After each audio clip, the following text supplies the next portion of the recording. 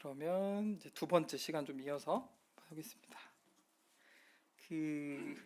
제가 이제 생각을 좀 바꾸게 된 계기도 저도 좀 있거든요. 여기 집 구조 보이시죠? 두 개가 똑같죠. 근데 가격 차는 얼마나 나는 줄 아세요? 예, 놀라지 마세요. 제가 이제 경험했던 바로는 한 8억 정도 차이가 납니다. 같은 구조인데. 그러니까 저희 집이 한 30년 정도 된 아파트 24평이거든요. 근데 그 현대 아파트인데 저희 이제 가족 중에 서울 마포의 현대 아파트 똑같은 데 살아요. 24평 똑같아요. 복도식. 저는 그래도 계단식이라 훨씬 더 여유롭고 거긴 복도식. 근데 그 집은 그 당시에 몇 년 전에 9억 정도 되고 저희 집은 이제 지금 이제 한 1억 정도 되고 네. 그때 그게 제 진로의 생각에서 좀 크게 바꾼 계기거든요. 무슨 말씀을 드리고 싶냐면 집에서 주는 만족감이라는 게 있잖아요. 근데 사실은 그 집이나 우리 집이나 만족감은 똑같거든요. 어디에 위치하냐에 따라서 자산의 차이가 있을 뿐인 거잖아요.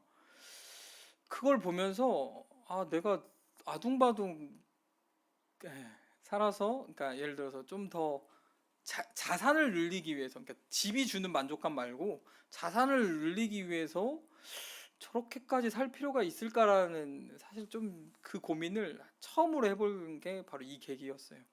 어차피 여기에서 내가 집에서 주는 정말 즐거움은 충분히 누리고 있는데, 예를 들어서 제가 9억짜리 집을 가려면 빚을 내야 되잖아요. 그렇게 해서 월급의 예를 들어서 50%를 대출이자로 갚으면서 신앙생활을 한다? 또 가정생활을 한다? 이건 아닌 것 같다. 이런 고민이 있는 거죠. 그래서 사실은 뭔가를 선택하는 데 있어서 특히 진로에 대한 관점을 놓고 말씀드리는 건데, 뭔가를 쫓게 되면 뭔가를 포기해야 되는 것.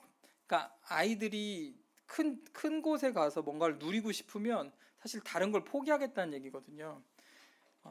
사실 그런 관점에서 보면 얼마든지 이곳에서 누릴 수 있는 것이 제공이 되면, 재밌게 살 수 있는, 신앙 안에 재밌게 살 수 있는 게 제공이 되면 여기서 누릴 수 있는 게 훨씬 더 많다라는 시각들을 좀 사실 교제해 줄 필요가 있겠다, 그런 생각을 가진 거예요.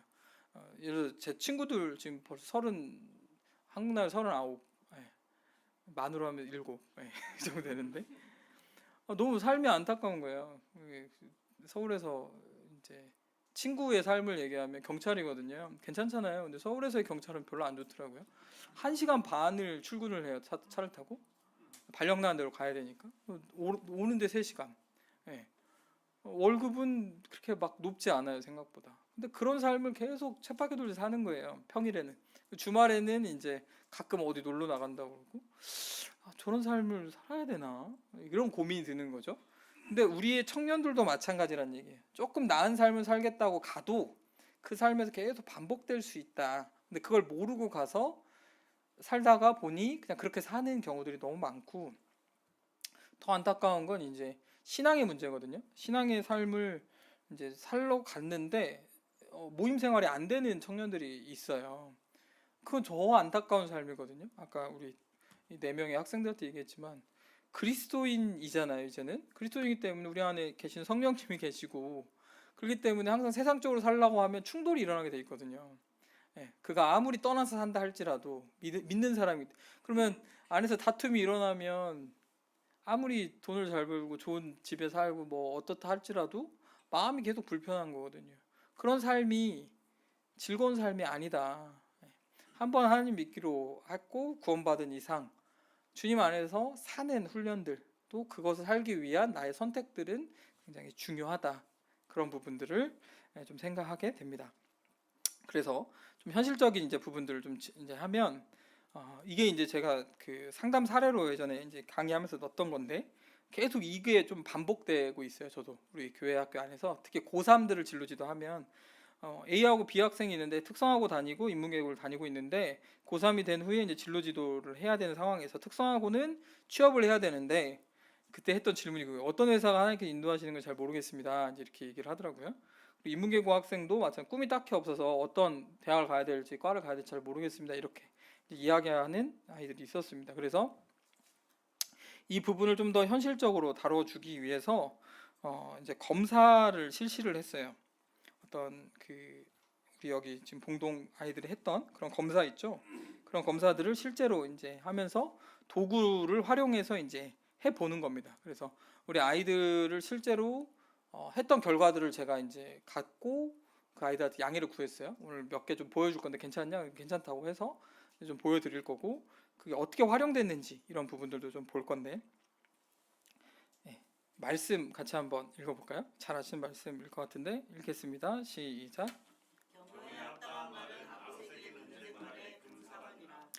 예, 경우에 합당한 말 하는 것이 인생에서 굉장히 어려운데 근데 그 차이는 뭘까 봤더니 내가 얼마나 알고 있느냐에 대한 차이거든요. 경우에 합당한 말을 하기 위해선 그러니까 정보력이라는 게 그래서 중요하다.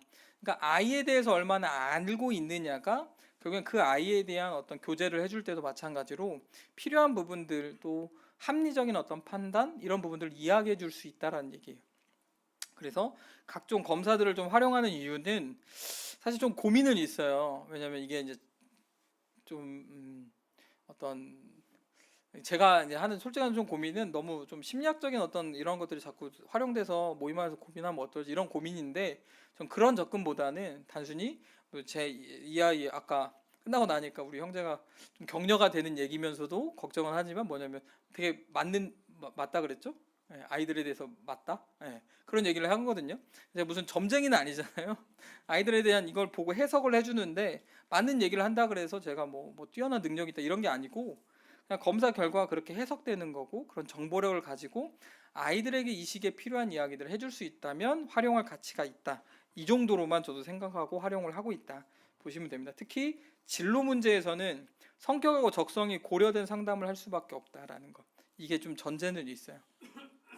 그렇지만 다시 조금 아까 첫 번째 부분 다시 돌아와서 한다면 이거를 뛰어넘는 것은 결국에는 본인이 신앙 안의 선택이거든요. 자기가 성격이 이래도 신앙 안에서 이러면 신앙의 어떤 결정이 있으면 그냥 직업을 다른 걸 가질 수도 있고 이런 차이는 분명히 있다. 이것도 분명히 훌륭한 결정이 된다. 이런 부분도 생각해 주시면 좋아요.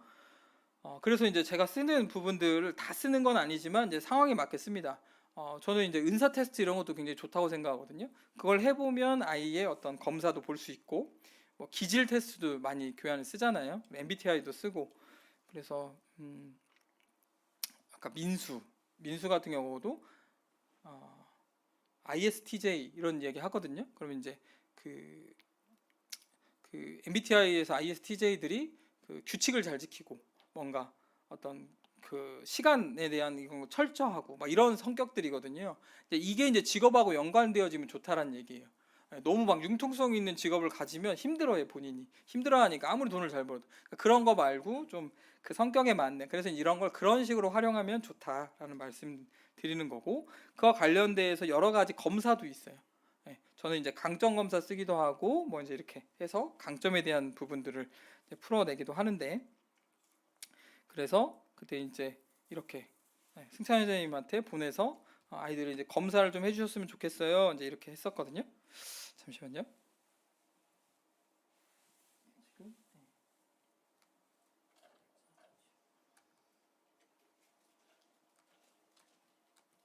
이게 꼭 전문가가 아니더라도요. 쓰는데 그렇게 어렵지 않은 도구들도 있어요. 그래서 좀 읽어보면 누구나 좀 쓸 수 있는 직업 그 도구들이 있어서 이게 떠났는데 안 되네요.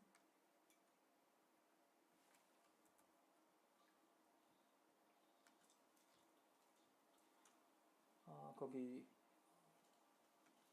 워크넷이라고 되어져 있거든요. 거기 워크넷 보면 검사를 좀 쉽게 쓸 수 있는 부분들이 있어서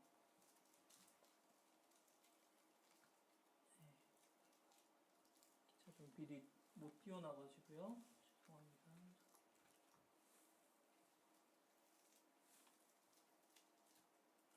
네, 여기거든요. 제가 지금 안 바꿨네요.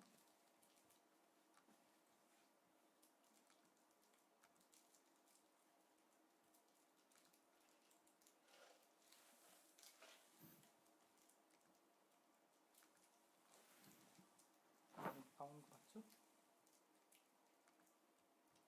이게 이제 워크넷에서 할 수 있는 검사들을 무료로 이제 해주는 건데, 근데 이제 좀 되게 좋은 검사였는데 연도가 지나면 없애기도 해요. 여기 이제 자체 판단을 어떻게 했는지 모르겠는데 그런 게 조금 아쉽지만 그래도 활용할 만한, 활용하기가 괜찮습니다. 그래서 청소년들 같은 경우는 여기 청소년 심리 검사라고 해가지고 보면 이번에 이제 중학생, 고등학생들이 있어서 이거 검사가 좀 오래 걸리는 거여가지고 좀 아이들이 집중해서 하기가 좀 어려웠던 측면도 있지만 한 번 정도는 해보면 참 좋습니다. 시간을 내서. 적성 검사 같은 경우도 마찬가지고, 그래서 결과값을 어떻게 안내하는지에 대한 부분도 이렇게 다 설명이 되어져 있어서 좀 시간을 내서 읽어보시면 누구나 좀 편하게 또 이거를 근거로 교재해 주실 수 있다. 어떤 전문가스럽게 하지 않아도, 예, 이렇게 결과 예시 보면 이제 이렇게 나오거든요. 점수가 와서 나오고 이렇게 알아서 나와요.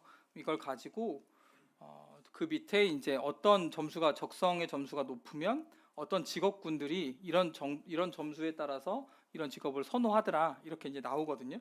그런 부분들로 이렇게 쭉 보면 이제 직업을 정하는데 좀 도움이 됩니다.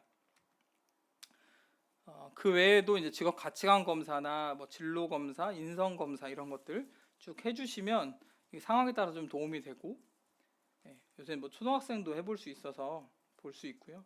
저는 이제 청년들 같은 경우도 이제 대학생에 대한 부분들도 있고 또 성인에 대한 부분들이 있어서 성인 심리 검사 이런 거 이제 보면, 우리 교회에서는 제가 이제 이런 것들을 보고 해석해 주니까 이제 쓰고 있어요. 요새는 이제 좀 폭넓어져 가지고 중장년층에 대한 부분도 이제 나오고 이렇게 하거든요. 선호도 검사나 이런 것들을 이제 나오는데, 잠시만요.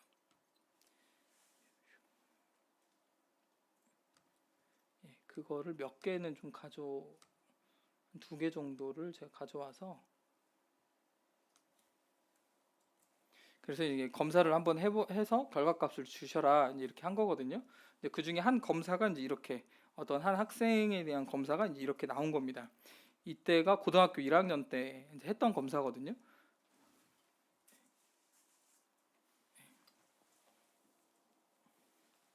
네, 이렇게 이제 검사 결과가 나온 건데, 보시면 알겠지만 여기 보이세요? 교육이라는 부분은 굉장히 성격이 낮잖아요. 그러니까 이런 게 어울리지 않는다 이제 이렇게 보는 거죠.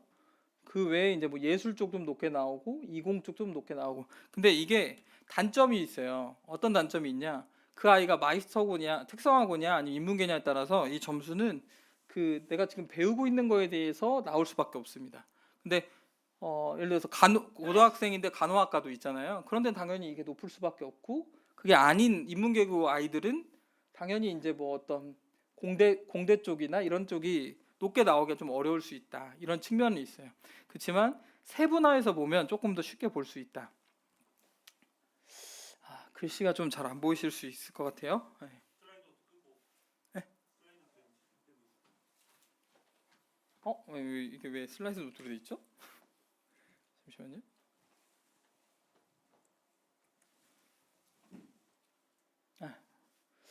비슷한 것 같긴 한데. 플러스?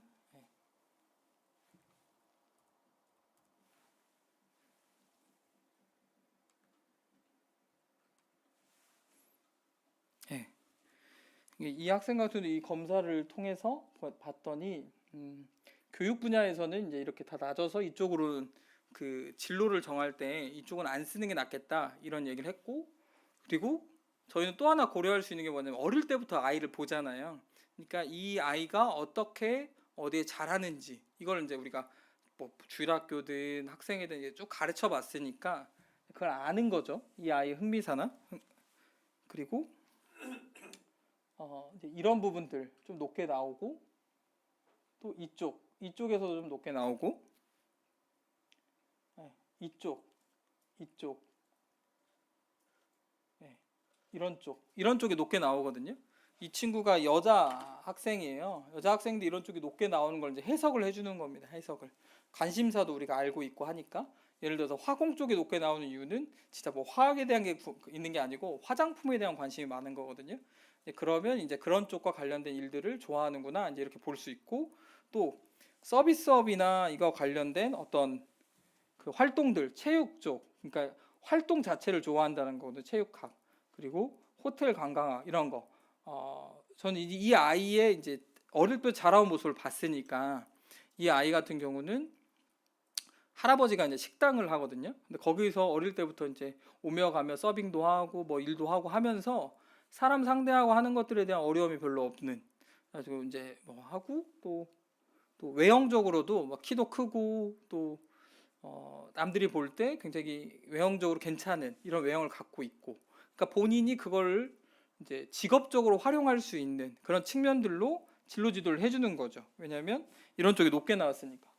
이런 쪽이 높게 나왔으니까 그와 관련된 부분들로 진로 지도를 해줄 수 있죠. 그리고 이 아이가 학업 성적이 어느 정도인지 이런 것도 저희가 이제 알잖아요. 그래서 그런 측면들도 같이 이제 해주게 되면서 이게 이제 총 나온 거거든요. 그래서 첫 번째로는 체육 쪽에 관심이 많습니다. 이렇게 쭉 나오는 거예요. 이거 관련된 직업이 뭡니다. 이렇게. 근데 그 아이가 교제해 보면 체육 쪽은 관심이 없어요. 그냥 본인이 활동성이 높은 거지. 이게 막 체육학과로 가겠다 이런 게 없어요. 그러면 이제 두 번째 봤을 때 이런 부분들. 그래서 우리로 따지면 뭐 스튜디오스나 아니면 서비스업 쪽 이런 쪽 하면 잘할 것 같다. 이제 이런 부분들을 말해주는 거고, 세 번째도 화공이 나왔는데 이것도 마찬가지로 그 관심 분야가 이제 어떤 그 화장품 관련된 부분이다. 그러면 이제 그런 거와 관련된 부분들 같이 이제 알아보고 찾아주는 거죠. 그래서 대학교 뒤에 가서 이제 사이트 있거든요. 그런데 가서 점수 같이 찾아봐 주고 또 이렇게 할 수 있는데, 이거는 이제 청년에 대한 부분이었어요. 이제 대학 그 진학을 앞두고 있어가지고 이제 검사를 이걸 한번 해봐라 하고 이걸 해석을 해보자 이제 이렇게 한 건데, 결과표거든요. 이게 이제 평소에 교재를 아무리 많이 하더라도 지금 이 자매였는데 자매가 어떤 지금 상황에 있는지 제가 알 수가 없잖아요. 그리고 뭐 속 깊은 얘기들을 뭐 항상 할 수 있는 것도 아니고, 그래서 이제 검사를 가지고 와서 이제 교제를 해보는 겁니다. 교제를 해봤더니 여기 보시면 경제적 취약성 적응도 이제 이런 부분에서 좀 낮게 나타난 거거든요. 그러니까 이게 이제 해석을 해보는 거예요. 지금 자매가 이제 대학생이지만 소비하는 것, 그러니까 용돈에 비해 소비하는 게 더 큰 상황들이 많이 있구나. 이제 이렇게. 그리고 그런 부분도 해석하는 거고, 또 여기 부분이 좀 낮게 나타나잖아요. 다른 부분에 비해서. 그거는 뭐냐면 다른 사람들은 자매가 이 일을 하는데 문제가 없다고 생각하는데 본인 스스로는 이 일을 하는데 이 구직을 이쪽 계통의 구직을 하는 데 있어서 그러니까 좀 쉽게 얘기 드리면 자신감이 많이 없는 그런 상황인 거죠. 그리고 여기 가족의 지지도가 이 정도 나오면, 예, 물론 해석하기 나름이긴 한데 또 그 자매도 제가 마찬가지로 어릴 때부터 봤으니까 그 가족의 상황도 알고 있고, 그러니까 가족들은 크게 관심은 없구나.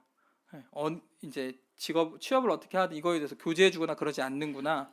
근데 사회적인 지지도가 높은 건 친구들하고 얘기를 많이 하거나 그 과에서 얘기를 많이 하거나 교회에서 많이 하거나 이렇게 이제 나타나고 있는 특징이다 볼 수 있고요.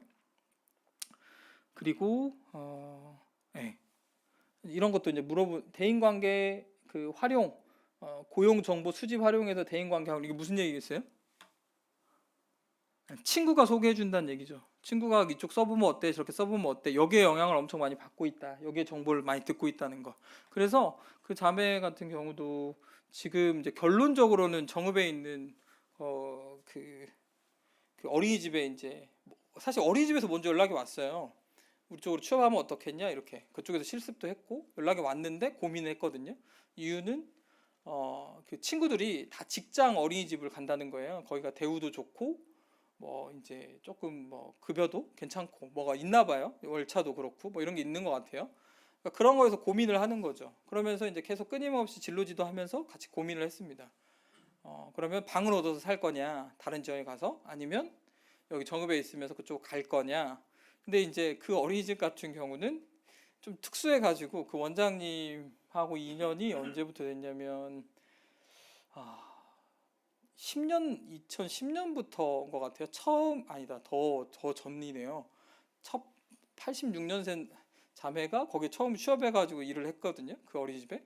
그러면서 그 원장님과 관계를 맺고 그 다음에 88년생 자매가 또 들어가서 하면서 굉장히 인정받고, 그러면서 저희 딸도 거길 다니고 우리 자매님들의 그 아이들도 다니고 지금도 다니고 있고, 그러면서 자연스럽게 이제 세 번째로 이제 그 자매가 실습을 하면서 그쪽으로 연결이 되는 이런 과정이거든요. 그래서 그리고 기도하기로는 그 원장이 은퇴할 때 된 것 같은데 누군가 한 명이 원장의 원서를 내서 좀 하면 좋겠다, 막 이제 이런 얘기도 했었고, 근데 그렇게 할 만한 자매가 이제 시집 가서 갔고, 예. 그러면서 이제 이렇게 연락이 온 거거든요. 아, 우리 교회를 알아요. 그리고 그 아이 거기 구도자 아이들이 우리 교회를 또 많이 나왔어요. 그 어린이집의 아이들이. 그래서 우리가 좀 농담이지만 키우듯이 했거든요. 거의 뭐 5살 때 나와서 중학교 때까지. 지금 구도자 중에 지금 중2, 3 정도 된 다문화 가정 아이들도 있고, 그만큼 오랫동안 봐왔던 아이들인데 이제 그런 배경이 있는 거죠. 예, 이 자매가 취업하는 과정에서도 이제 그러면서 이제 이런 걸 가지고 같이 이제 교제하고, 결론적으로는 제가 결정해 줄 수는 없잖아요. 정읍에 남아라 이렇게 할 수 없잖아요. 그래서 자매 결정하는 게 좋겠다. 그렇지만 장단점을 따져보고 월급을 얼마나 받냐, 초봉이 얼마냐, 그러면 월세가 얼마나 빠질 거고 이런 건 같이 계산해 주는 거고, 그러면서 합리적으로 선택하면 좋겠다 했을 때 최종적으로는 이제 이제 아마 3월 2일부터 그 정읍에 있는데 갈 건데, 지금 엄청 놀고 다녀요. 맨날 돌아다녀요, 맨날. 네. 자기는 보상 그 심리라고, 그래서 그냥 막 캠프 뭐 어디야? 뭐 수원이에요, 뭐 서울이에요, 뭐 어디에요? 근데 이제 그렇게 이걸 그렇게 활용했다는 말씀을 드리는 거예요. 그래서 이런 부분들을 가지고 이렇게 교제하고 활용하고, 그러니까 검사만 의존하는 게 아니고 어릴 때부터 자라왔고 우리 지역에 대한 부분들, 특히 여기 지역 교사들이시잖아요. 여기서 구원받고 하신 분들 더 잘 아시고, 그 부모님도 알고 있고, 그 가정 환경도 아니까 지금 취업해야 될 때인지 대학원 갈 때인지 알 수 있잖아요. 우리는 그 가정 상황도 알고 있고, 그런 가운데 이제 교제를 충분히 이런 검사 도구를 활용해서 해 주실 수 있다라는 것, 말씀을 드리는 거고요. 그리고 네 번째로 저희가 했던 건 기도하자라는 거, 기도하자.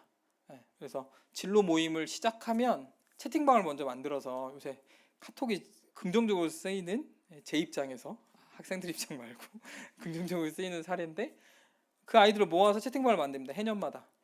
지금 22년도 진로 모임 해서 만들고 21년도 뭐 이렇게 만들어서 기도를 매일 하는 겁니다. 같이.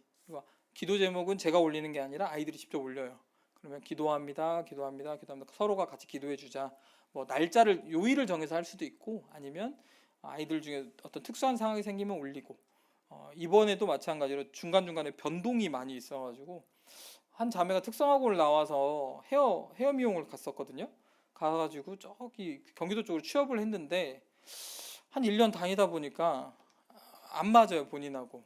적성은 어느 정도 맞는데 관계가 너무 힘들어서 못 다니겠대요.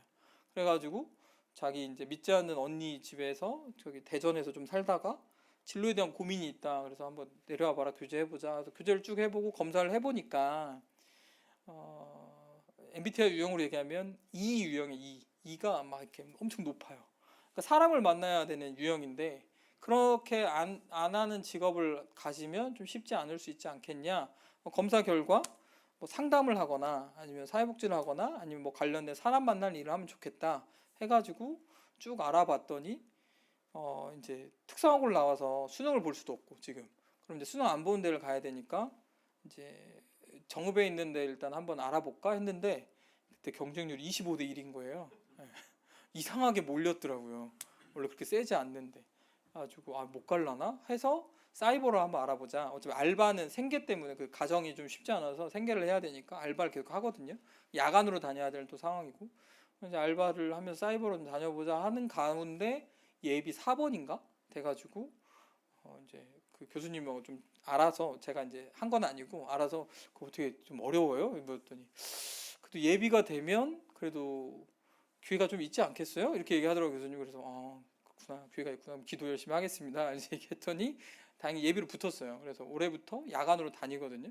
이것도 마찬가지로 이런 교재들이 있을 때마다 기도 제목을 올리고 그 중간중간에 얘기를 하면서 진로에 대한 고민이 있을 때 이렇게 쭉, 지금은 이제 원룸에서 얻어가지고 살면서 알바하고 저녁에 이렇게 하고, 그러니까 이렇게 진로 지도를 이렇게 갖고 예전에 특정 시기만 했는데 아니구나, 이게 좀 평생 가야 되는구나 이런 생각이 들어요. 또 이렇게 하다 보면 언젠간 결혼을 위해서 근데 저는 이제 알잖아요. 이제 이 부모님도 그때 아빠가 안 믿고 엄마도 이제 자매님이셨는데 요새는 안 나오고 뭐 이런 상황이거든요. 그 엄마 만나서 또 한참 얘기하고 이게 연결고리가 또 되더라고요. 그래서 그 엄마도 기도해 달라고 하시고 또 기회가 되면 나오려고 한다 이렇게 얘기도 하시고 그러니까 이게 다 연결고리인 것 같아요. 중요한 건 기도하는 거예요. 모여가지고 무슨 상황이 있을 때마다 기도 제목 올리고 같이 기도하고 저만 하는 게 아니고 거기 있는 구성원들이 다 서로를 위해서. 그래서 이번에 이제 대학교 가는 형제도 마찬가지로 그 형제 얘기하면 진짜 할 얘기 많은데 정말 자기 생각이 굉장히 강한 사람이 있어요. 형제인데 보통 우리가 그래도 정읍도 시내가 있고 시외가 있거든요. 시골이 있고 시내 고등학교를 안 간다는 것은 어떤 의미냐면 수시로 대학을 가겠다는 얘기거든요. 그렇죠? 네. 통상 그래요. 근데 그 형제가 고3 때인데 뭔 생각이 들었는가 수시를 하나도 안 넣은 거예요. 수시를 넣었는데 다 상향 지원한 거예요. 6군데인가 5군데가 넣었는데 어떻게 됐겠어요? 주변에 인도하심이 있어서 다 떨어졌죠. 뭘 어떻게 돼. 예, 현실성이 없는데 다 떨어지고 정시는 이 극적 반전을 잘 봐야 되는데 그것도 아니에요. 평소보다 또 못 봤어요. 근데 그 자매를 만났더니 재수를 생각한다고 그래가지고 참 그거 안 됩니다. 자 일단 제가 되고 안 되고의 얘기를 하는 게 아니고 뭐가 안 됐냐고 했냐면 지금 그 형제가 자기 생각대로 사는 것을 놔둬서는 안 됩니다. 고등학교 선택할 때도 이렇게 하면 자기가 잘 되겠지라고 생각해서 갔던 거. 부모님도 이제 아빠는 안 믿고 엄마는 믿으시는데 아빠는 당연히 아들이 한다고 하면 오케이죠. 뭐 열심히 하겠다는데. 그리고 대학을 할 때도 그 학교에 있는 선생님들 얘기 하나도 안 듣고 자기 맘대로 하고 지금도 그렇게 살면 안 됩니다. 신앙 안에서. 그게 안 된다고 얘기하면서 형제가 재수한다고 하더라도 거기에 대해서는 같이 기도해 볼 필요가 있지 무조건 오케이 해주시지 마십시오 하고 만나서 이제 몇 번 교제하는 과정 가운데 감사하게도 안 붙을 것 같은 학교에 예비로 붙어가지고 합격해서 이제 대학을 가요. 제가 중간에 개입했든 안 했든 예비로 합격할 수도 있겠죠. 제가 이제 했든 안 했든. 근데 그 중간에 개입해서 신앙교육을 했던 건 뭐냐면 그 형제한테 1대1로 교제하면서 그렇게 살면 안 된다. 직설적으로 얘기했어요. 왜 네가 계획서에서 네 맘대로 해서 이런 결과인데도 교훈을 못 받냐? 그러면 너 앞으로 신앙생활하기 힘들다. 나중에 결혼할 때도 그럴 거고 직업을 선택할 때도 그렇게 하면 안 된다. 그 형제의 기도가 이렇게 계속 올라왔거든요. 어디 학교 떨어졌습니다. 어디 학교 떨어졌습니다. 다 떨어졌습니다. 예비 몇 번입니다. 그리고 합격해서 저한테 이제 전화 와서 다른 데 있는데 전화 와서 2군데가 또 합격해서 어디로 가야 될지 모르겠는데 어떻게 해야 될까요? 물어봐서 기도해보자. 처음에 하나님 앞에 가졌던 마음이 뭐냐 이제 물어보고 가지고 몰라요. 이제 미래가 어떻게 될지 모르잖아요. 그 전남대 전기과가 뭐 한전하고 연결돼 있나 봐요. 그쪽으로 가서 이제 그런 일을 하면서 좀 섬기기를 원했던 마음이 있습니다. 그렇게 얘기하길래 그러면 일단 그쪽으로 한번 해보자 이렇게 하고 결론을 내렸거든요. 근데 중요한 건 그런 교제를 하면서 그가 실패했던 그 부분을 우리는 어릴 때 보니까 자기 고집대로 사는 건 안 된다. 신앙 안에서 그 얘기를 해줘야 된다는 얘기예요. 그래서 지금 이렇게 어려워진 걸 왜 또 다시 돌아와서 갑자기 생각나가지고 제가 흥분한 것 같은데 기도하자는 얘기입니다. 이렇게 채팅방에 만들어서 무슨 상황이 있을 때만 올려라. 그리고 올리면 같이 기도하고 어떻게 역사하는지 보자. 그리고 수능을 볼 때는 디데이로 하시면 더 좋고요. 뭐 D100일 때 수능 기도방을 만들어서 매일 기도해 주시는 교사 아니면 주마다 한 번씩도 좋고 아니면 뭐 한 20일 남겨놓고도 좋고 이렇게 하시면 아이들이 하나님 앞에 의지함으로 또 할 수 있다. 그래서 이거는 이제 교회에 기도 요청할 때 이렇게 이제 기도 요청을 했었어요. 어떤 형제가 이렇게 진로를 하고 이렇게 합니다. 이렇게 같이 기도해 주십시오. 이제 교회에 올릴 때 이렇게 올리고 지금 광고 때도 항상 올립니다. 이런 부분들. 그래서 저희가 이제 이번 기수 뭐 군대 가는 형제 있으면 같이 올리고 또 대학교 어떻게 됐는지 또 취업 어떻게 됐는지 이런 것도 같이 올려서 교회에서 같이 기도해 주십시오. 이제 이렇게 해가지고 함께 기도하기를 하고 있다라는 거고요. 5번째 부분이 이제 인생 그래프를 한 번 정도는 하는 게 좋다. 그래서 본인이 이제 태어났을 때부터 어떻게 살아와서 어떤 일들을 겪었는지.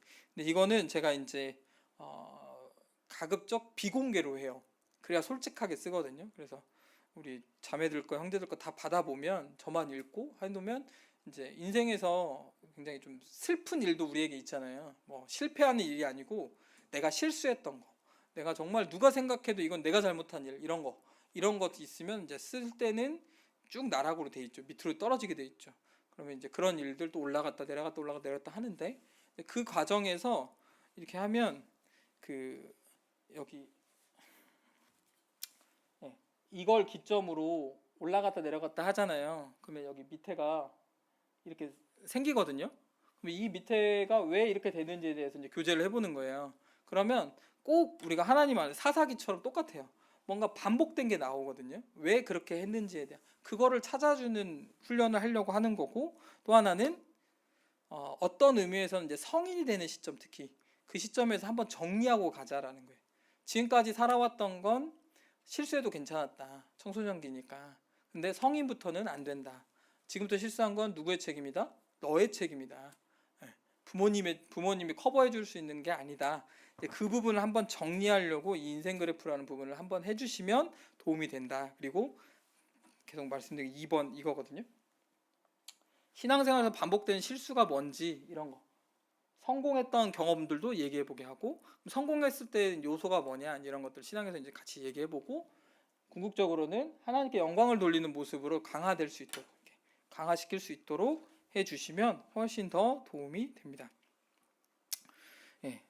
그리고 아까 잠깐 말씀드린 것 같이 멘토와의 만남, 이런 게 이제 교회 안에 전문가들이 많이 있다라고 말씀드리는 게, 사실 우리 교회 형제 자매님들이 되게 뭐 요청하면 되게 성심성의껏 잘해주세요. 그래가지고 아까 잠깐 말씀드린 것 같이 어디 대학 교수님 계시면 그래서 물론 그 형제가 지금 경기 쪽으로 올라가서 신앙생활 잘 안 하는 것 같아서 좀 안타깝지만, 그 당시에 이제 친한 동생이어가지고 그때 제가 또 뭘 안다고 장로님 얘기하셔서 군대 전역하고 나서 그 친구가 이제 그 대학을 고민한다 그래서 장로현재 진로지도 고민하고 이력서를 그 원서를 내러 남원 물리치료학과 있죠. 그 당시에 김용환 님 계신데 거기 둘이 같이 갔어요. 또 가서 도가니탕인가 얻어먹고 그거 내고 전문가를 만나러 간 거죠. 거기 만나서 교제해보고, 그때 당시에 김용환 님 직접 만난 게 아니라 대학원생인가 그 형제님들이었던 것 같은데, 그 당시에 그 형제님들이 교제를 해주셨거든요. 그 은철 이름을 얘기하면 안 되는데 그 형제 지금 신앙생활 특히 안 하고 있어. 지금 마음이 아파요. 그 얘기해보고 본인이 결정했거든요. 원래 공부를 이름을 얘기하고 잊어먹으셨죠? 이름은 공부를 잘 못했어요. 못했는데 뭐 본인이 디자인 뭘 가겠다고, 인문계 나와서 아무 뭐 미술도 안 하던 사람이 이제 패션 좀 뭐 이렇게 보면 좀 좋아 보이고 뭐 그랬는지 하고 싶다고 그래서 가겠다라고 하는데 이제 걱정스러운 거죠. 갈 수 있는데 가도 되는데 걱정되니까, 그래도 이제 그 집안 형편을 우리가 알거든요. 그 자매님이 얼마나 고생했고 남편 안 믿는 남편 다 아니까 이제 그런 가운데 직업을 그래도 빨리 갖는 게 낫지 않겠냐, 이제 그런 데서 오케이가 서로 돼서 가고, 지금 뭐 그 뭐죠? 도수 치료인가? 돈 잘 번대요. 어디 저기 안양에 있는데 올 때마다 맨날 돈 자랑해서 교회나 다녀. 내가 맨날 친하니까 돈 잘 번다고. 뭐.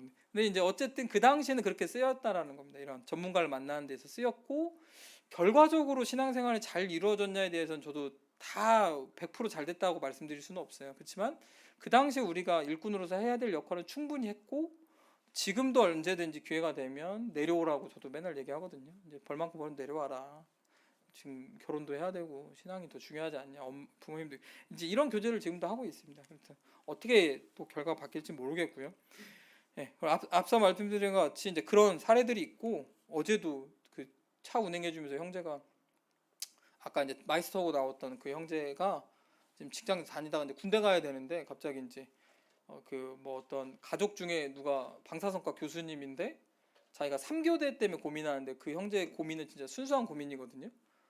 직장 괜찮아요. 돈도 잘 벌고 그 나이 또 앞으로도 잘 벌 거고, 근데 3교대 때문에 신앙생활 못하는 것에 대한 고민이 있어서 고민하는 중에 뭐 어디 교수님 방사선과 오는 게 어떨까요? 이런 얘기를 했다고 하더라고요. 저한테 물어보더라고요.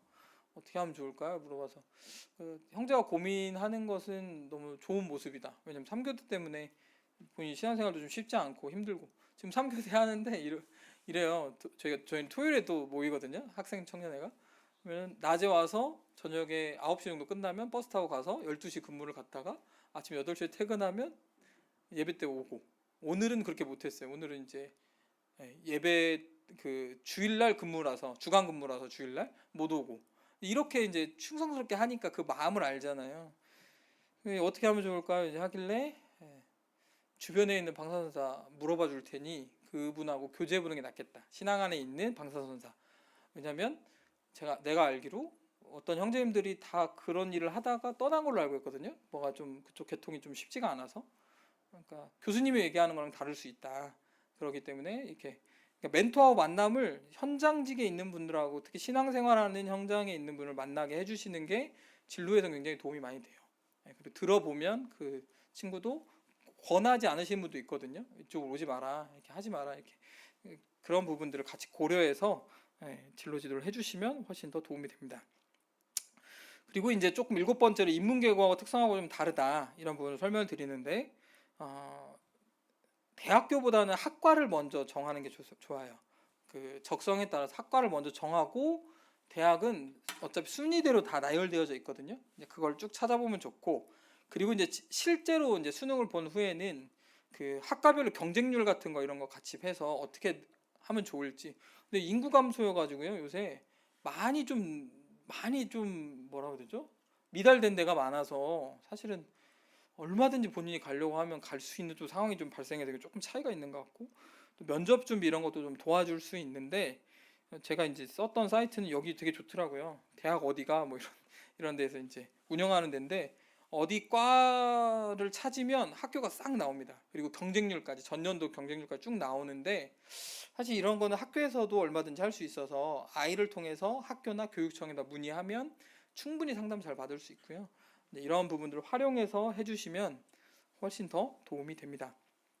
그래서 저도 이제 이런 부분들을 같이 놓고 기도하고, 또 이제 같이 찾아봐주고 정보도 제공하고, 또 아이들이 이제 보고 이거에 대해서 어떻게 활용할 수 있을지 이런 부분들도 같이 해주고 있고요. 최근에는 이제 사이버 대학이 이제 많아지다 보니까 고3 때는 사이버 대학을 권유하진 않거든요. 근데 이제 다시 한번 진로를 고민하는 사람들에게는 이제 한 번 정도는 경험해 볼 수 있는 제도가 이제 사이버 대학이기도 해서, 이것도 마찬가지로 이런 사이트들 찾아보면 정말 잘 정리가 돼 있더라고요. 그래서 이런 부분을 통해서 한 번 정도 공부해 볼 수 있도록 도와줄 수도 있다. 그리고 제가 이제 면접 준비 같은 경우도 이제 수시 면접 가요 이러면 이제 좀 기본적인 거라고 생각하는 거, 이런 것들을 이제 같이 교육도, 저희가 이제 15번 정도 만난다고 했잖아요. 그런 가중에 한 중간쯤 가면 저 면접 봐요 그러면 이제 그 모의 면접도 같이 충분히 여기 계신 분들도 하실 수 있거든요. 이런 기본적인 걸 어차피 얘기하는 거니까. 그래서 이제 이렇게 이제 준비해서 합니다.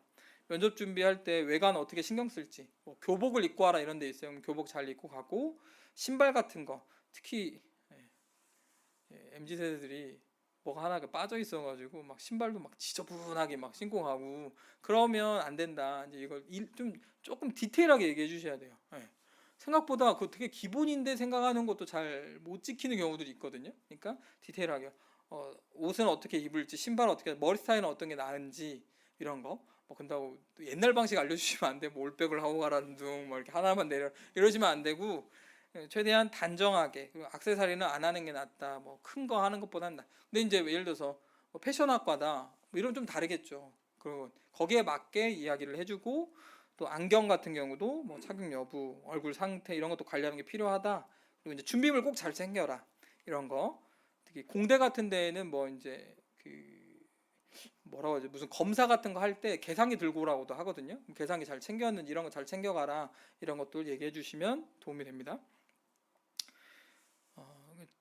그 대기장에서 준비할 때 면접 시간이 언제인지, 순서는 어떻게 되는지, 자기가 면접에 늦는 아이들도 있어요. 가끔 웬만한 대학에서 근데 이해해 주려고 하나, 좋은 대학일수록 이해 안 해주거든요. 그러니까 시간 잘 지키는 순서, 특히 오전 타임인지 오후 타임인지 이거 막 헷갈려하는 친구도 있어요. 그러니까 그런 부분들 챙겨주시면 도움이 되고, 예상 질문 같은 거, 자기소개, 특히 제가 면접을 좀 많이 보거든요. 근데 어른들도 자기소개 해보시라면 잘 못해요. 왜냐면 연습이 안 돼 있어서 그런 거거든요. 그러니까 연습을 시켜주는 겁니다. 어떻게 자기소개 다 면접 봐보셨잖아요.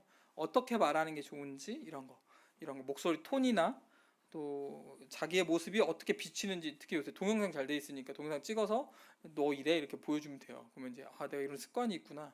자기도 모르는 습관들이 있거든. 뭐 다리를 떨거나 손을 어디다 둬야 할지 모르는 친구 이런 경우도 있어서 이런 것도 같이 진로 지도하실 때 좀 도움을 주시면 도움이 되고요. 면접의 종류 이제 이런 부분이 있으면 자기소개나 여기 동기 당연히 물어볼 거고 관련 지식도 물어봅니다. 그리고 돌발 질문 같은 거, 적합도 질문 이런 거 물어보는데 이런 걸 물어봤다 그래요. 우리 이제 먼저 갔다 온 사람들한테 이제 질문들을 이렇게 들어가지고 이렇게 써놓거든요. 저도 그 중에 이제 몇 가지 갖고 왔는데 뭐 갑자기 교수님 낙엽은 왜 떨어지냐 이렇게 물어본다는 거예요. 네. 이게 뭐라고 대답하시겠어요? 네. 제가 그때 뭐라고 했더라? 제가 이게 받았던 질문인데 어디 공대 면접을 갔더니 이걸 물어보시는 거예요. 이게 아마 그 생물 쪽 관련된 질문이었던 것 같아요. 근데 제가 때가 되니까 떨어지죠 그랬다든가 그랬을 거야 아마 뭐 겨울이니까 떨어지죠 뭐 그런 쪽에 얘기를 해서 저도 떨어졌어요. 예. 낙엽 떨어지듯이 그 학교를. 그리고 이제 뭐 이런 질문도 한다 그래요. 화장실 들어가는데 휴지가 있는 칸과 휴지가 없는 칸이 있다. 어디를 사용하실 겁니까? 이런 걸 물어본대요 아이들한테. 당연히 있는 데 쓰죠. 이게 이제 질문이 얼마나 타인을 배려하느냐 뭐 이런 질문인 것 같아요. 정답은 뭐겠어요? 예, 없는 칸을 쓰면 안 되시죠. 예. 있는 칸에서 띄워오면 되는 거죠. 예. 타인을 얼마나 배려하느냐 이게 이제 정답인 건데 없는 칸을 쓰시겠다고요? 예. 뒤처리 어떻게 하시려고 그러시죠? 네. 이런 질문도 물어본대요. 8명이 한 배를 타고 있는데 한 명은 꼭 죽여야 한다면 어떤 사람 죽일 겁니까? 이제 이렇게 이런 질문도 물어본다는 거예요. 그러니까 이런 것들이 인터넷 찾아보면 있는데 그러니까 물론 모든 질문을 다 예상할 수는 없으니까 이런 상황도 있으니 어떻게 대답할 거냐 이제 들어보고 이럴 때 어떻게 하면 좋다. 뭐 한 1, 2초 정도는 생각해도 괜찮다. 바로 답하려고 하지 말고 이런 말하는 이런 부분도 좀 다루어 주시면 훨씬 더 도움이 될 수 있습니다. 그리고 이제 특성화고 같은 경우는 좀 현실적인 얘기를 해주시는 게 좋아요. 직장 생활은 대부분 다 우리 교사분들이 하고 계시고 해봤으니까 이거 현실을 얘기해 주는 겁니다. 그래서 그 최근에 이제 그 형제에게도 그 대인 관계에 대한 부분, 그 형제가 대인 관계 사실 형제면 대인 관계 되면 좋은데 안 될 수 있잖아요. 특히 생각해 보니까 자기 아빠보다 더 나이가 많은 과장님하고 같이 일을 해야 돼요. 얼마나 불편하겠어요. 근데 그런 상황에서도 어떻게 하면 예쁨을 받을 수 있다 이런 얘기를 좀 해주는 거죠. 물론 듣든 안 듣든 진짜 하는지 안 하는지 모르겠으나 그런 관계, 직장에서의 대인 관계 최소한 부르면 대답은 잘해라 이런 거. 얼굴을 보면서 대화하려고 연습해라. 요새 침대는 받았으나 눈 맞춤이 잘 안 되는 형제자매들도 많이 이렇게 학생들이 있을 수 있거든요. 그런 부분에서 훈련이 좀 필요하다. 그리고 대화할 때는 멈춰서 해라. 막 걸어가면서 하지 말고 네 알겠습니다 하고 가면 되게 건방져 보인다. 이런 걸 모르니까 이야기를 해줄 필요도 있고 또 하나는 특성화고 같은 경우는 여기 이제 우리 직장생활 해봤지만 첫 번째 직장이 항상 기준이 되거든요. 내가 2,500을 받았는지 2,000을 받았는지 1,800을 받았는지가 첫 기준인 거예요. 다음 직장을 선택할 때도 그보다 더 많이 받으면 더 좋은 직장이라고 생각하게 돼 있어요. 우리는. 그러니까 첫 직장을 선택할 때 신중하게 선택하도록 도와줄 필요가 있어요. 특성화고 아이들은. 그래서 첫 직장을 선택할 때 고려해야 될 사항들이 쭉 있는데 이건 7번째니까 말씀드리는 거예요. 앞에 있는 거 다 이제 교제하는 가운데 마지막으로 이런 부분 7번째로 실제로 연봉을 얼마나 받는지 그 근무 조건은 어떤지 이런 걸 따져볼 필요가 있다. 무조건 선택하지 마라. 특히 학교 선생님이 선택해 이렇게 했다 그래서 거기에 할 게 아니고 거기가 어떤지를 좀 알아볼 필요가 있다. 이게 현실적인 얘기를 해주실 필요도 있고요. 그리고 대학 이 특성화고 같은 경우는 직장 생활을 하면서 대학을 갈 수 있거든요. 물론 그때 이제 토요일에 가야 돼요. 근데 제가 지금 주변에서 보니까 그렇게 이렇게 막 독한 아이들이 별로 없어요. 5일을 근무하고 토요일 날 하루 종일 수업하고 주일 날 교회에 나와서 충성스럽게 섬기는 아이를 본 적이 없습니다. 안타깝게도. 그러면 어딘가에서 빵꾸가 난다는 얘기예요. 직장이 좀 미비하든지 아니면 학교를 잘 안 가든지 아니면 교회를 잘 안 오든지. 근데 안타깝게도 교회를 대부분 잘 안 오는 걸 선택한다라는 거예요. 특성화고 아이들이. 그러니까 이런 부분들이 있기 때문에 대학을 간다고 할 때 어쨌든 우리가 기도하고 진로지도 할 때는 좀 현실적으로 이게 진짜 쉬운 일이 아니다 그 얘기도 해주시고 또 형제들 같은 경우는 이제 군대까지 연결되거든요. 그 직장을 선택할 때 그 갑자기 얘기 안 돼. 특채 아니 뭐라고 하죠? 그 직장하고 연관된 군대가 있어요. 산업체, 산업체라고 하죠. 그렇게 연결되니까 그런 것도 고려해서 직장을 좀 선택하면 더 좋다. 그래갖고 실습을 나갔는데 그런 걸 하고 있는 사람이 있는지, 거기가 적응이 잘 되면 군대까지 그렇게 해결하면 최소한 환경을 안 바꿔도 괜찮으니까 그런 얘기까지 해주시면 훨씬 더 도움이 됩니다. 그래서 이런 걸 이제 디테일하게 이제 좀 다뤄주셔서 부분인데, 조금 이제 두 번째 결론을 좀 드리면, 저는 이제 진로 지도를 왜 꼭 해야 된다고 생각하냐면, 좀 동기를 드리고 싶은데, 우리 아이들이 청소년기 시기에 하나님 앞에 기도를 제일 스스로 많이 하는 시기가 이 진로 때문에 제일 많이 하거든요. 시험 앞두고 공부, 기도를 좀 잠깐 하는데 막 절실하게 안 하는데, 이상하게 대학을 앞에 두고 또 취업을 앞에 두면 알아서 기도를 하는 시기이기도 해요. 그 얘기는 뭐냐면, 정말 이 시기만큼은 하나님을 경험할 수 있는 중요한 시간이다라는 겁니다. 이 시기를 우리 교사분들이 놓치면 하나님을 경험할 수 있는 기회를 또 놓치는 거고, 또 놓치게 되면 아까 말씀드린 것 같이 계속 반복된 이 사사기와 같이 반복된 실수들을 계속 이어지니까 꼭 이 진로라는 타이틀을 갖고 교제하기는 너무나 좋다. 그래서 우리 교사분들께서 조금 더 지금도 많이 관심을 갖고 계시겠지만 좀 더 마음을 갖고 우리 아이들에게 진로에 대한 부분을 놓고 같이 기도하고 또 만나주시고, 만나서 사실 경험이 좀 더 쌓여야 교제하는 것이 좀 더 넓어지실 수 있고 또 편하게 하실 수 있지만, 시작도 안 하게 되면 항상 두려울 수밖에 없어요. 그러니까 시작을 하시고 또 만나서 물어보고 교제하고 이렇게 하시면 아이들이 하나님을 만날 수 있는 중요한 시간들을 허락하게 되시리라 생각이 듭니다. 그래서 바라기로는 우리 완주 봉동교회도 사실 좋은 예배당으로 이사도 오셨고 또 이곳에 이제 많은 영혼들이 차기를 바라시잖아요. 근데 거기에 기본은 결국에는 부서거든요. 항상 성인들만 차 있을 수도 없고, 그러면 이제 부서가 활성화돼야 그 부서 안에서 많은 영혼들이 오는데, 그러려면 일꾼들이 다양하게 있어야 돼요. 그러려면 결국엔 여기에 있는 청년들, 학생들, 또 지금 기존에 섬기고 있으신 분들이 튼튼하게 이제 성장해 가셔야 되는데, 그 과정에서 은사가 다양해지려면 젊은 세대들이 함께 있는 교회가 되어져야 되고, 그러려면 진로에 대한 부분을 빼놓고는 인도하심이 있으면 남겠지 이렇게 해서는 참 어렵습니다. 그래서 우리 청년들에게 이러한 부분을 놓고 같이 기도해 주시고, 또 직업에 대한 부분에 대한 어떤 좀 폭넓은 시각들을 갖고 좀 이 지역에서 일꾼으로서 잘 남을 수 있도록 해주시면 좋겠어요. 제가 기회가 돼서 그때 승찬이랑 같이 같이 가지는 않았던 것 같다. 그죠? 터키그리스 같이 갔나? 같이 갔나? 네, 첫 번째 때 같이 갔나요? 갔나? 왜 같이 안 간 것 같지? 영서경쟁 기억이 나는데. 어쨌든 그때 갔다 오고 나서 제일 큰 교훈은 지역 교회는 없어질 수 있다. 터만 있어요. 가보면. 그게 가장 큰 충격이었어요. 여기 빌라델피아 교회입니다. 기둥만 있는 거예요. 기둥만. 그걸 보면서 충격 먹었죠. 지역 교회는 없어질 수 있구나. 그 당시만 하더라도 한국 교회가 없어진다는 생각 안 해봤는데, 최근에 와서는 절감하시잖아요. 공문 보면 연합하는 교회들 많아지고, 진짜 10년만 지나도 특히 우리 전북권에 있는 전남권에 있는 교회들 쉽지 않겠구나, 이런 부분들.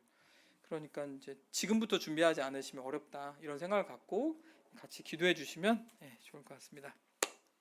제가 준비한 부분 여기까지인데 혹시 질문 있으시면 해주시고. 아니 저는 앞에서 신나게 떠들어댔는데 힘드시죠? 아니 사실 이거 초콜릿 사왔거든요. 중간에 드려야지 생각하고 근데 얘기하다 보니까 근데 너무 애쓰세요. 아침 10시에부터 나오시죠? 10시부터 하시나요?